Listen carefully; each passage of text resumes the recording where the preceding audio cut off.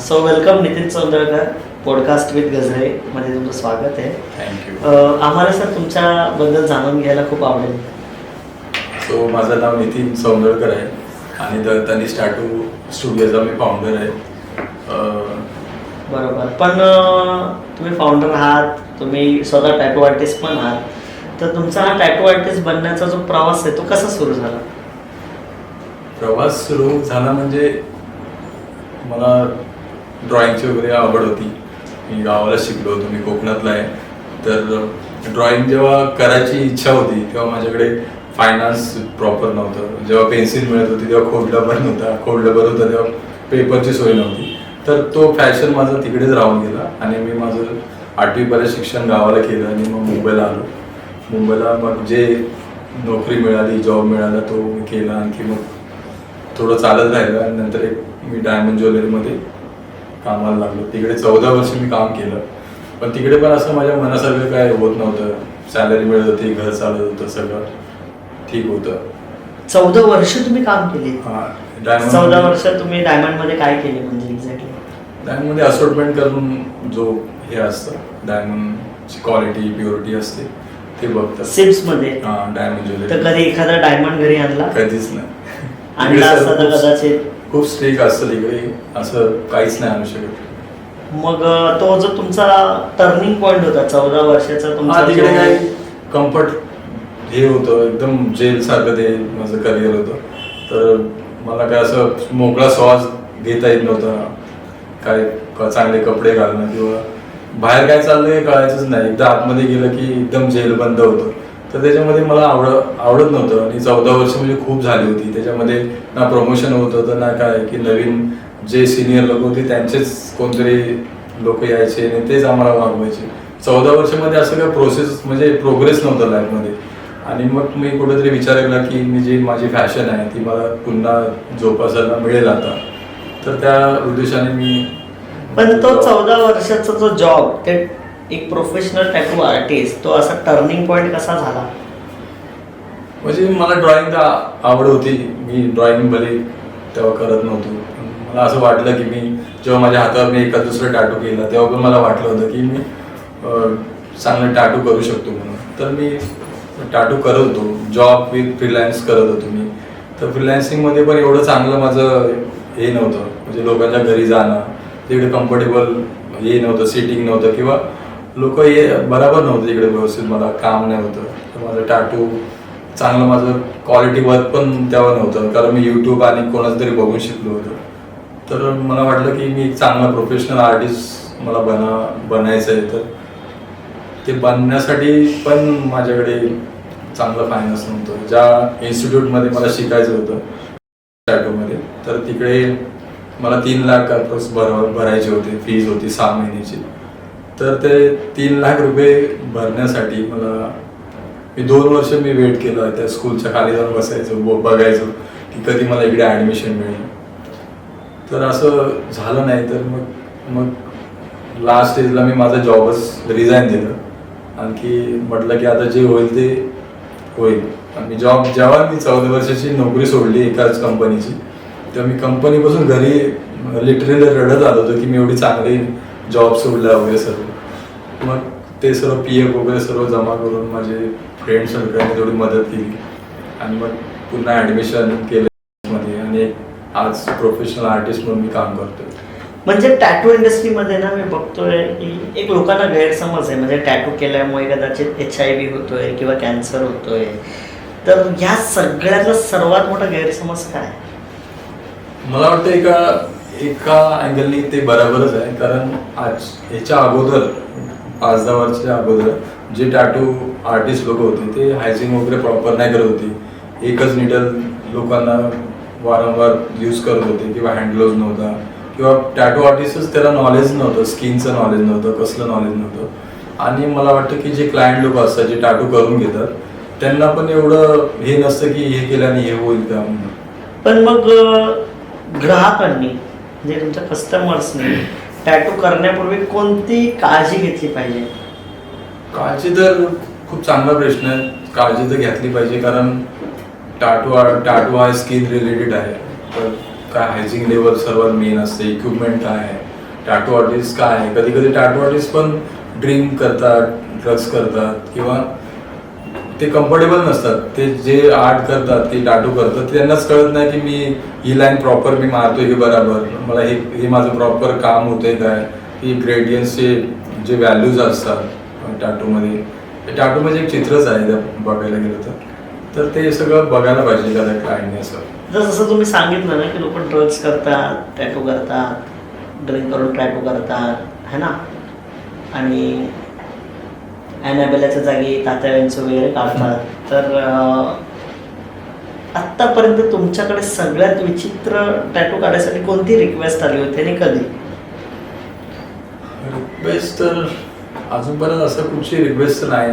विचित्र काहीच नाही. विचित्र म्हणजे विचित्र लोक येतात, भरपूर सारे टॅटू, मेळ्यामधले टॅटू, खूप जुन्या टॅटूचे चित्र आम्हाला पाठवतात व्हॉट्सअपवरती किंवा इंस्टावरती काढून. पण आम्ही लोक त्यांचा माइंडसेट चेंज करतो की हे टॅटू चांगला नाही आहे, आता चांगलं दिसणार नाही, लोक हसतील किंवा तुम्हाला सूट नाही होणार असं सांगून त्याचा माइंडसेट चेंज करून त्यांना एक चांगला टॅटू देण्याचा प्रयत्न करतो. तरी सुद्धा तो जो तुम्ही टॅटू देण्याचा प्रयत्न करता तर तो एक तर 1000 रुपयाचा असतो किंवा 20,000 रुपयाचा असतो, किंवा कोणतरी 20,000चा टॅटू 1000 रुपयाला काढते किंवा 1000 रुपयाचा टॅटू 20,000ला काढतो. तर ह्यामध्ये फरक काय?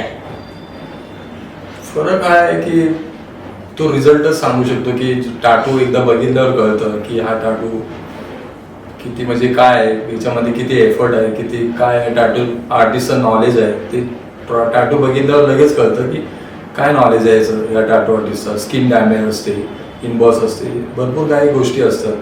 तर टॅटू एखाद्याच्या हातावर बघितला की लगेच कळतं की लोकल आर्टिस्ट आहे की कसा आर्टिस्ट आहे. बस. तरी सुद्धा म्हणजे जर सांगितलं, आता मला वाटतं ना की मी फोटोग्राफर आहे तर स्वतःचे फोटो छान काढू शकतो, मुळात असं नसतं. तर स्वतः टॅटू करून घेणे किती डेंजरस आहे? स्वतः टॅटू करून घेणे किती धोकादायक आहे? म्हणजे फॉर एक्झाम्पल आता मी टॅटू आर्टिस्ट आहे तर मी माझ्या हातावर टॅटू काढतोय, ठीक आहे, किंवा मला कोणतरी स्वस्तात टॅटू काढते, तर स्वस्तात टॅटू काढणं किती धोकादायक आहे? स्वस्तात टॅटू म्हणजे जर स्वस्तात कोण काढूच शकत नाही, कारण इक्विपमेंट आहे, सगळ्या गोष्टी आहे. ॲक्च्युली टॅटूचं जे इक्विपमेंट आहे ते एकदम आज 50,000चा टॅटू काढायचा असेल तर मला वाटतं 500-700 रुपये खर्च असतो. पण त्याच्या पाठीमागे त्या आर्टिस्टचं जे नॉलेज असतं की आर्ट असतं त्याचे पैसे असतात जास्त. आणि इंस्टाग्राममुळे काय वाटतं, तुमचा बिझनेस वाढला की कॉम्पिटिशन? दोन्ही गोष्टी आहे. इंस्टाग्राम आहे तर कॉम्पिटिशन आहे, आणि कॉम्पिटिशन आहे तर इंस्टाग्राम असं. आणि तुमच्या बिझनेसला त्याचा काय फायदा किंवा तोटा झाला? खूप चांगला फायदा आहे, कारण लोकांपर्यंत आम्ही पोहोचतोय, आमचं वर्क पोहोचतोय, लोक कनेक्ट होत आहेत त्या गोष्टीला. तुम्ही ह्यानंतर म्हणजे कधी जे तुम्ही टॅटू शिकलात त्यानंतर तुमचा व्यवसाय केला, 14 वर्षाची नोकरी सोडून तुम्ही ह्या बिझनेसमध्ये आलात, तर क्लासेस वगैरे घेण्याचा काय प्लॅन? ऑब्विसली क्लासेस तर घेऊ, पण आता जो स्टुडिओ आहे तर त्याच्यामध्ये आम्ही फक्त टॅटू करतोय आणि एवढी मोठी जागा नाही. तर इन फ्युचर तनिष टॅटूची मोठी ब्रँच असेल, अकॅडमी असेल, या सर्व गोष्टी होतील. तर तिथे जे नवीन कलाकार येतात किंवा येतील, किंवा जर कुठल्याही मोठ्या इंडस्ट्रीचं नाव घेतलं आपण तर एक तिथे जे येणारे नवीन लोक आहेत ती सगळ्यात मोठी चूक कोणती करतात? नवीन कलाकार जे टॅटू शिकलेले असतात किंवा शिकायचं असतात तर सगळ्यात मोठी चूक कोणती करतात? सगळ्यात मोठी चूक म्हणजे लोक टॅटू शिकतात आणि त्यांना वाटतं की हा मी आता टॅटू शिकलो. तर टॅटू जे इंडस्ट्रीमध्ये जे सिनियर लोक आहेत, सिनियर आर्टिस्ट आहेत, तर त्या लोकांच्या कनेक्टमध्ये राहायला पाहिजे, त्यांचं वर्क बघायला पाहिजे, प्रोग्रेस कसं आहे. असं नाही की लगेच कुठची पण गोष्ट फटकन होते. असं आर्ट बाबतीत नॉलेज घ्यायला पाहिजे त्या आर्टिस्टने. आणि टॅटू करून घेतल्यानंतर त्या व्यक्तीला काय पश्चाताप होतो? पश्चाताप म्हणजे एखाद्या व्यक्तीला टॅटू करून घेतला किंवा कोणाला टॅटू करून घेतला, कोणत्या गोष्टीचा पश्चाताप होतो?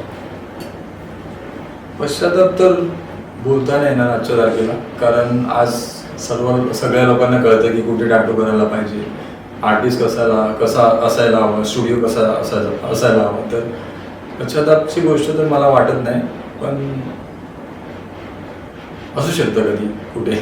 आणि AI मुळे काय वाटतं की टॅटू इंडस्ट्रीला धोका आहे? AI मध्ये AI खूप चांगलं आहे टॅटू इंडस्ट्रीसाठी, कारण आम्ही एक डिझाईन बनवायला 2-2, 3-3 दिवस तास लागत होते, ते AI आता एक चांगला प्रॉम्प्ट टाकला तर लगेच क्विकली डिझाईन रेडी करून देतं.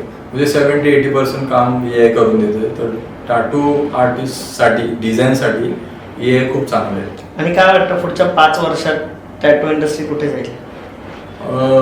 इंडियामध्ये आता टॅटू इंडस्ट्री चांगली ग्रो करते, लोकांना कळतंय टॅटू कशी असायला पाहिजे, काय असं. तर लोक आता म्हणजे चांगले टॅटू करायला जातात आहे आणि खूप चांगल्या पद्धतीने इंडस्ट्री ग्रो होईल.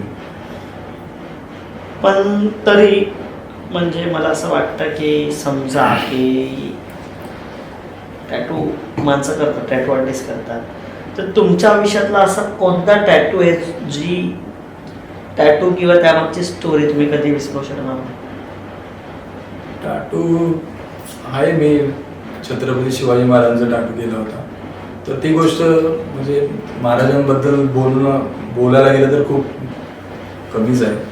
तर मला तो टॅटू काढायला मिळाला तर तेव्हा मी खूप ग्रेटफुल वाटत होतं की लोक माझा टॅटू बघत होता, लोकांना ती गोष्ट आवडत होती. आणि तो टॅटू काढल्यानंतर लोकांनी मला जी शाबासकी दिली किंवा माझ्याकडे ज्या नजरेने बघितलं, ते ग्रेटफुल होतं माझ्यासाठी. असं तरी सुद्धा टॅटू इंडस्ट्रीमध्ये सक्सेस व्हायचं असेल तर काय जास्त महत्त्वाचं आहे, टॅलेंट की मार्केटिंग? दोन्ही गोष्टी, टॅलेंट आहे तर मार्केटिंग आहे. जर तुमच्याकडे टॅलेंटच नाही तर तुम्ही त्या गोष्टीची मार्केटिंग करू शकत नाही. तर मला वाटतं की टॅलेंट मोस्ट इम्पॉर्टंट आहे. तर जर टॅलेंट असेल तर तुम्ही खूप चांगल्या लेवलला मार्केटिंग करू शकता. आता तुम्ही इतके वर्ष या मार्केटमध्ये आहात, ठीक आहे, तर अशी कोणती गोष्ट आहे ज्याच्यावर तुमच्यासोबत बाकीचे टॅटू आर्टिस्ट ॲग्री नाही करणार, म्हणजे तुमच्यासोबत सहमत नसतील? बोलू शकता तुम्ही. जोपर्यंत तुम्ही बोलणार नाही तोपर्यंत ते चेंज नाही होणार, किंवा जी गोष्ट चुकत असेल त्यांची सुद्धा, तर तुमच्या माध्यमातून ती त्यांना कळेल. काय सांगू? अशी कोणती गोष्ट असेल ना जी तुम्ही पण चूक करत असताल? मला नो आयडिया. एनिवे, जर तुम्हाला उद्या टॅटू इंडस्ट्रीमध्ये एखादी गोष्ट बदलायची असेल किंवा कोणी संधी दिली तर ती कोणती असेल? संधी म्हणजे मी जी 2 वर्ष म्हणजे मला कोर्स करायचा होता आणि 2 वर्ष मी अशी वेस्ट केली, पैसे नव्हते, फायनान्स नव्हतं. तर अशी गरजू जर मुलं असतील तर त्यांच्यासाठी मी चांगला प्लॅटफॉर्म आणि अफोर्डेबल प्राईसमध्ये मी ते त्यांना हे करू शकतो, हेल्प करू शकतो. म्हणजे तुमचं म्हणणं असं असू शकतं का की टॅटू शिकवण्याचे पैसे जास्त घेतले जातात मार्केटमधून? ऑब्विसली असं आहे, कारण असं बोलू पण शकत नाही, कारण शिकवतोय त्याचं पण आर्ट आहे, त्याच्यामध्ये एफर्ट आहे. जो तुम्ही 14 वर्षाची नोकरी केली, जो काय पगार होता, त्यानंतर लग्न झालं असेल नसेल, तर जो तुमचा टर्निंग पॉईंट होता की हेच होणार, असंच होणार, तर त्या टर्निंग पॉईंटला फॅमिली मेंबरचा सपोर्ट कसा होता? आता टॅटू इंडस्ट्री आपल्या इंडियामध्ये बोललं तर लगेच लोक ॲग्री होत नाही, की घरचे लोक की टॅटू जी एक चांगली नोकरी, चांगला पगार होता, ती नोकरी सोडून पुन्हा एक झिरोवरती जायचं आहे आणि तिथून पुन्हा स्टार्ट करायचं आहे. तर माझा एक मुलगा आहे 15 वर्षाचा. बापरे. आणि घर आहे, त्याचं EMI, सगळ्या गोष्टी आहेत. आणि हे सगळं असताना पण एखादी चांगली नोकरी सोडून पुन्हा झिरोवर यायचं आहे आणि माहिती नाही की फ्युचरमध्ये की कधी आपण अपग्रेड होणार आहे किंवा आपल्याला कधी चांगला म्हणजे निदान तो पगार तरी येऊ शकतो असं. तर ते एक भीती होती. पण घरच्या लोकांनी त्यांना सांगितलं की असं असं आहे, या सर्व गोष्टी होतात, तर ते लोक ॲग्री झाले. सर्वात चांगली गोष्ट म्हणजे माझ्या बायकोने मला खूप मदत केली. आज मला वाटतं 3 वर्षापासून ती घर सांभाळते आणि माझे मित्र आहे, 2-3 मित्र आहेत, म्हणजे भाऊजी आहे, राहुल आहे, सर्वांनी खूप मदत केली. तर ती एक ग्रेटफुल माझ्यासाठी गोष्ट आहे आणि पुन्हा थँक्स बोलेन की ज्यांनी मला मदत केली. बस. सगळ्यात जास्त सपोर्ट तुम्हाला कोणाचा होता? सगळ्यात जास्त म्हणजे घर चालवायचं तर फॅमिली, म्हणजे पैसे पाहिजे, आणि सर्वात चांगला सपोर्ट माझ्या बायकोनेच केला मला. भले ते कसं केलंय पण चांगला सपोर्ट तिनंच केला आहे. कारण 3 वर्षामध्ये तिनं खूप एफर्ट केले. म्हणजे जे पण आम्ही घर चालवतोय, कसं करतो, सर्व डिपेंड तिच्यावर. आजच्या या जेनझीच्या जमान्यात ना बघतोय की प्रत्येक जेनझीला किंवा एखाद्या मुलाला आपल्या वडिलांवर गर्व असतो की माझे पप्पा वकील आहेत, माझे पप्पा पायलट आहेत, माझे पप्पा डॉक्टर आहेत. तर एका टॅटू आर्टिस्टच्या मुलाला तो गर्व वाटतो का, किंवा त्या एक गोष्ट त्या अभिमानाने तो सांगू शकतो का? हा, त्याला आवडतं की तू बोलतो की मला पप्पा, की माझे मित्र बोलतात की तुझे पप्पा म्हणजे तनीचे पप्पा चांगले कपडे घालतात, हे ते असं बोलतो. म्हटलं होतं, प्रत्येकाचं लाईफस्टाईल वेगळी असते. त्याला आवडतं आणि फ्युचरमध्ये मला वाटतं की तो पण टॅटू आर्टिस्ट बनेल, कारण त्याची ड्रॉइंग वगैरे चांगले आहे. आणि फ्युचरमध्ये जे आर्ट स्कूलमध्ये किंवा आर्ट स्कूलच्या पुढच्या पण प्लॅटफॉर्मला मी त्याला हे करेन. आणि आजच्या डेटला जर एखाद्या साधारण व्यक्तीला टॅटूमध्ये इंटरेस्ट असेल आणि त्याला तो शिकायचा असेल, तर त्यासाठी काय बेस्ट मार्ग राहील? शिकायचं. मी काय बॉर्न आर्टिस्ट नव्हतो की माझं ड्रॉइंग करणं काही जन्मतच नव्हतं. मी शिकलो. मी आता जॉब सोडल्यानंतर, मी पहिला एवढं चांगलं आर्ट नव्हतं, पण जॉब सोडल्यानंतर मी जेव्हा टॅटू इंडस्ट्रीमध्ये आलो तर मला वाटलं की टॅटूपेक्षा ड्रॉइंगचं नॉलेज चांगलं पाहिजे. तर मी स्केच करतो जेव्हा मला टाईम मिळतो तेव्हा. तर स्केच करणं सर्वात इम्पॉर्टंट आहे. त्या व्यतिरिक्त तुमची जी जॉब सोडलेली सॅलरी जास्त होती की तुमच्या आजच्या दिवसाचा महिन्याचा प्रॉफिट जास्त आहे? प्रॉफिट जास्त आहे. जास्त आहे. आणि ज्या वेळेस तुम्ही तो जॉब सोडून जी माघार म्हणण्यापेक्षा शेर जब दो कदम पीछे जाता है तो बड़ी छलांग लगाता है, तर जब शेर दो कदम पीछे गया, तुम्ही जे 2 पावलं मागे आलात ह्या इंडस्ट्रीमध्ये येण्यासाठी, तर त्यावेळेस तिरस्कार, टोमणे किंवा एक न कमवणारा पुरुष घरात जेव्हा असतो तर त्याबद्दल जे ताणे लागतात ते सगळेच बघतात. पण जेव्हा ती छलांग मोठी झाली, उंचावर गेली, जसं तुम्ही म्हटलात की तुमचा आजचा प्रॉफिट जास्त आहे एका महिन्याच्या पगारापेक्षा, तर अशा लोकांना तुम्ही काय उत्तर देऊ इच्छिता? काय बोलू तर शकत नाही त्या लोकांसाठी. मी म्हणजे त्यांना थँक्स बोलले की लोक मला बोलवते, यार तू जॉब सोडला, कसं होणार फ्युचरमध्ये, काय काय. पण मला तर भीती तेव्हा पण वाटली होती. पण आता तेच लोक मला बोलतात आहे की नितीन तू खूप चांगलं केलं, आम्ही लोक ह्याच ह्याच्यामध्ये यायच्या अर्धीवालामध्ये, आणि तू चांगलं एकदम हे करतो. तर बघतात स्टेटस स्टोरी किंवा इंस्टाग्राम माझं पेज आहे ते फॉलो करतात. त्यांना आवडतं की नितीन काहीतरी चांगलं करतोय. आणि मला पण खूप बरं वाटतं की मी एका टायमाला 30 माणसं, तीच नोकरी, तेच काम करत होतो. आज मला टॅटू स्टुडिओमध्ये एक नवीन स्टोरी, नवीन लोक येतात, त्यांच्याशी नवीन त्यांचं म्हणजे एक बॉन्डिंग आहे, सगळ्या गोष्टी होतात. मग जेव्हा तुम्ही काम करत होता तुमच्या बरोबरचे लोक, आय बिलीव्ह ती तिकडेही आज तशीच असतील. हां, तशीच. तर तुम्ही त्यांच्यापेक्षा जास्त ग्रो केलं, पुढे आलात, तर तुम्हाला त्यांना काय मेसेज द्यायचा आहे का? त्यांना मेसेज मी एवढंच देऊ शकतो की स्वतःचं म्हणजे स्वतःची स्टाईल जगायला पाहिजे, स्वतःचं जे फॅशन आहे त्याला जगायला पाहिजे. बस. तुम्हाला उदाहरण म्हणून सांगतो, एक लहान मुलगा होता, तो खूप मेहनतीने तो शिकत होता, शिकत कुठेतरी काम करत होता. काम करत तो एका कंपनीत नोकरी करत होता. ठीक आहे. तो नोकरी करता एक दिवस असा येतो की त्याचा मालक त्याला कामावरून काढून टाकतो. तर त्याला आन्सर तर पाहिजे ना की बाबा मला का काढलं. मग तो मालकाशी बोलण्याचा प्रयत्न करतो, पण तो मालक काय त्याला रिस्पॉन्स देत नाही. आणि मग त्यामुळे तो निराश होतो, खूप इतका निराश होतो की तो कदाचित सुसाईड पण करायला ट्राय करतो. पण एक मोमेंट नंतर तो व्यवसायात उतरतो, व्यवसाय करतो आणि एका लेवलला जाऊन बसतो. तर तो जो काळ होता त्याच्यासाठी निराश असण्याचा, तर तसा काळ तुमच्यासाठी कधी आला का? आला नाही असा. पण मी जेव्हा माझं टॅटू डिप्लोमा जेव्हा संपला, नंतर मी एकदम माझ्याकडे 6 महिने काही काम नव्हतं, किंवा मी स्टुडिओ पण मी माझ्या घराच्या जिकडे टाकलं होतं, पण तिकडे पण काही जास्त प्रोग्रेस झाला नाही स्टुडिओ. तर मला 1 वर्ष 1.5 वर्ष खूप त्रास झाला. आता ठीक आहे असं. तर छान वाटलं तुमच्याशी बोलून. Thank you so much. तनिष टॅटूचे founder sir, thank you so much. तुम्ही आला, तुमचा वेळ दिला. Thank you so much. तुम्ही आलात म्हणून आभारी आहे मी. थँक्यू. थँक्यू.